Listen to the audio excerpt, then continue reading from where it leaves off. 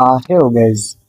Naweza kasema sipo hapa kwa ajili ya kuomba msamaha kwa kauli yangu niliyoongea kwamba Mario amshukuru Voice, umeona, kwa hit inayotembea sasa hivi, kwamba tumeona kuna nyimbo nyingi nani Mario ameimba na wasanii kibao, tuna wasanii wakali, ambapo hapo unamuona kuna Harmonize yupo humo, umeona kuna Kongo kibao kaimba nao humo, kuna Waganda, umeona kina Blues Melody, lakini wote hao ngoma namba moja ni ile aliyoimba na Voice na ndio inayo trend. Yaani tuseme katika nyimbo zote hizo hit ndio hiyo, ndio huo wimbo huo.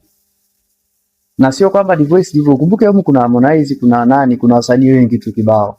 Kwa hiyo hata nikasema muda mwingine tu sipondi kwa sababu mimi Mario kwanza mimi ni shabiki yake na mkubali na wasanii wote kibao. Ila nimempongeza kwa ngoma ni kali, hata kwenye ile caption nikawa nimeeleza kwamba jamaa akatoa ngoma kali ni positive way, lakini baadaye nikaja nikaongelea kwamba kuna impact ya Old Voice, yani sema impact ya WCB kwenye hiyo ukubwa wa huo wimbo. Sababu wewe ukaimba na Wakongo, wewe ukaimba na Waganda, lakini wimbo namba moja ukashikwa na Voice. Na katika huo wimbo unaona kile kitendo cha Voice kuongea kwamba sipendi mademu wembamba sijui nini na nini, umeona kimefanya kitembee sana. Yani ile ndio verse ambazo zimepelekea wimbo kuwa juu, kwamba dada ananika si ametusema, lakini ndio wimbo unaongelewa, umeona. Kwa upande mwingine siwaoni msamaha, kwa sababu nimenifuata, kuna msanii mkubwa amenifuata DM anasema bwana ni biashara za watu, nikasema no, mbona kuna muda huwa tunasifia, so sio kila yule ambaye anaponda kitu ndio kwamba maybe ana chuki binafsi, no, wengine tupo kwa ajili ya industry. Kwa hiyo mimi nimeongelea in positive way, nikamsifia Mario, nikasifia na track zake zote, nikasema jamaa yuko fresh nini, lakini kaja nikaongelea kwamba kuna nguvu ya WCB, umeona, hasa kwenye muziki wa Bongo Flava.